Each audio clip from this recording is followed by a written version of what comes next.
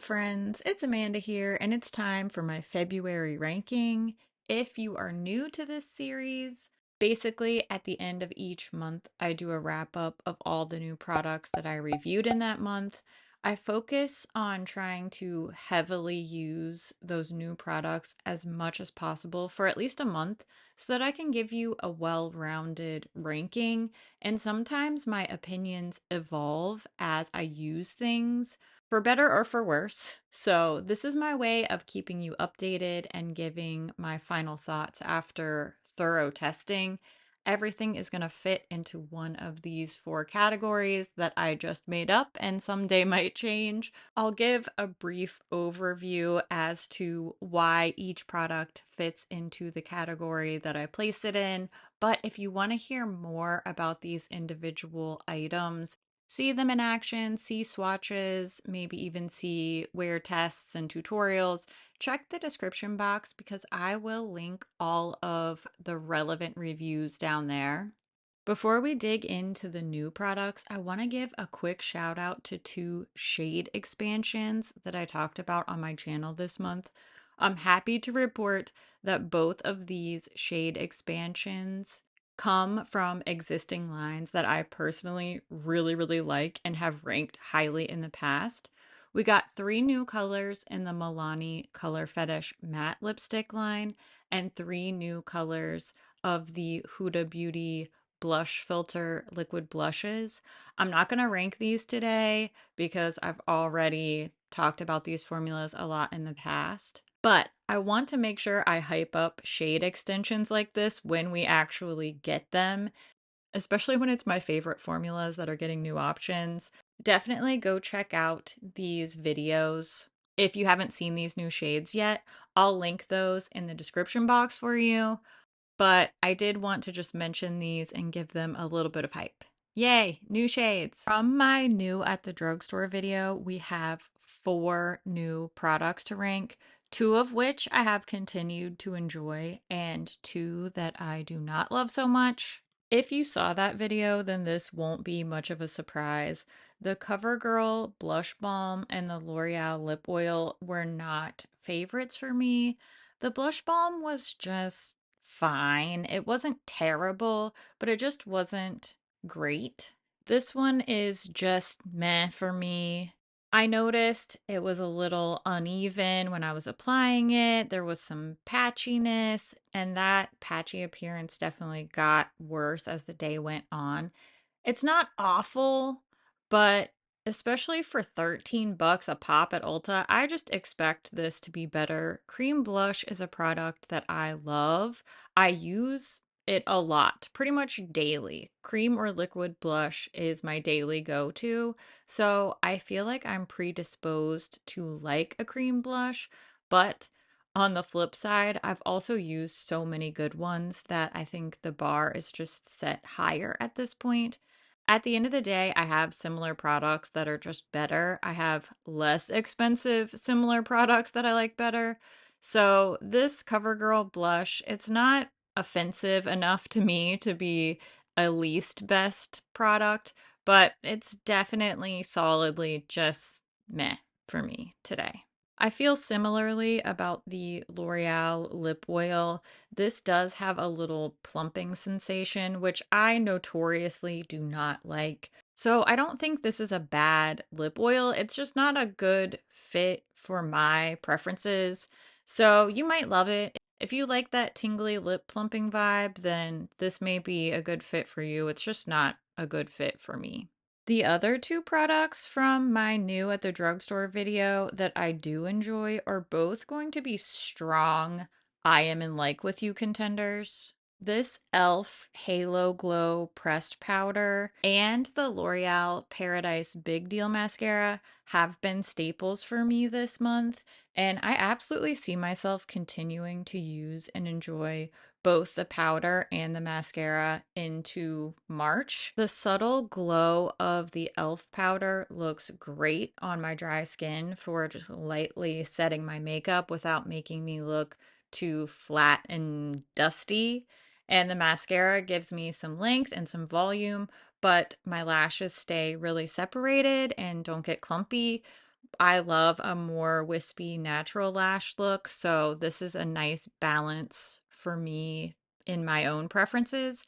I can see the mascara for sure being a repurchase in the future. Next up, we have the Realm of Fairies palette. This is a collab palette between Sassy Fairy on Instagram and Bella Beauté Bar. This palette came out at a perfect time for me when I was starting to embrace my blue era. And I guess I'm still clinging to a little shred of denial because I still have that gut reaction of like, I don't like blue eyeshadow. But let's be real, I've been on a blue journey for over a year now, and I think it's time to admit it. I like blue eyeshadow. I love the smoky, sultry vibes. I love how reflective and shiny all the shimmer shadows are. I love the pops of purple, the silvers. Just look at this palette. Who could resist it? Clearly not me. This is definitely a top tier product for me. The packaging is shiny. Everything about this just really satisfies my magpie instincts. Let's look at all of the ColourPop stuff now. We have the Shadow of Secrets collection and a new foundation. This is the Pretty Fresh Tinted Foundation Balm. After a lukewarm first impression of the foundation balm, I've grown to really enjoy this formula. I'm going to put this on the border between like and love. It took me a couple of wears to get into a groove with this foundation, but I think this one has the potential to be a real favorite for me this year, especially because I believe that my dry skin is really going to love this formula in the more humid months. The Shadow of Secrets collection was hit or miss for me. I think this is going to be kind of a hot take because this collection sold out super quickly. It is obviously in demand. So, this is just one girl's opinion, but I am going to talk about all of these products individually. The palette really didn't do it for me. It's cute, okay? I like the theme, I like the vibe, but at the end of the day, the performance just was not up to par. The one thing saving this palette from being a total flop is this eyeshadow right here. I know in this picture it doesn't look like anything special. In real life, not in this picture, which is not entirely accurate of the shade. This is more of a neutral taupey silver shiny, yummy dream of a shadow. This is called FMC. It's super beautiful. This one shade is carrying the team. So I'm going to put it just above the least best line, but this was truly my least favorite product from February. The So Juicy Plumping Gloss Balm will be just meh for me. Again, I'm not going to harp on it. I'm just not a fan of plumping things, so that's that. The Fourth Ray Lip Scrub and Lip Mask Duo can go in the I Am in Like With You category. These products work well for me. They smell delicious, so I like it. I am in like with you. I'm going to put the Luxe lipstick kits on the border between like and love. I really love the Luxe lipsticks in general, and I like these shades. Nothing wrong with them at all. But there are two little things keeping me from putting them in the very top tier. First of all, I wish we had some slightly more exciting color choices. I think we could have gone with like a grayish or a super, super cool toned taupey color, maybe a dark purple. I just think this collection, we already have the basic shades covered in the So Juicy lip options. So why not do something funky if you have the chance? And second of all, I wish we had the ability to buy the lipsticks without the liners. I just don't like the whole forcing you to get the kit thing. I'm not a big lip liner fan. I personally don't use it a lot no matter what. Definitely not with these Luxe lipsticks. So I just wish that I could get just the lipstick. Maybe that's just me. Maybe everybody else loves the lip liner. I don't know. But I do adore the Luxe lipstick formula. I still have an overall favorable opinion of these. Just a couple of small details keeping me from putting them in the top.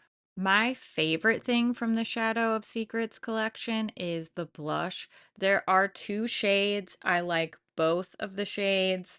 I'm a big fan of the Instant Crush Lip and Cheek Balm formula. The packaging is cute. There's a little bit of special packaging on here. This is the one product from this ColourPop drop that I have consistently been excited to keep going back to this month, so I think that really says a lot. The very last thing we're ranking this month is the Odin's Eye Love Language collection that they released in collaboration with Morgan Turner. I like everything in this collection, but I'll say I do prefer the palette over the lip colors. There are 5 different lip products and they are absolutely fine. I would put them in the I am in like with you category, which is still a very good ranking, but I think the palette is the real standout. I've even enjoyed using the pink eyeshadows in the Love Language palette, so that's really saying something because pink is probably my absolute least favorite eyeshadow color to wear. The purples and neutrals in here just really have my heart, though. I like the layout. I think it's super user friendly, very satisfying to look at. The artwork, as usual for Odin's Eye, is gorgeous. This palette is definitely a favorite for me from the month of February. That's everything. I didn't review too many things this month. Make sure you check out the description box for links to more in-depth reviews. I would love to hear what you enjoyed this month. Did you find any new favorites? It doesn't have to be makeup or beauty things. It could be books or shows, snacks, anything at all. I always love to hear what you think about things too. As always, thank you so much for watching, and I will see you in my next video. And I love your face. Okay, bye.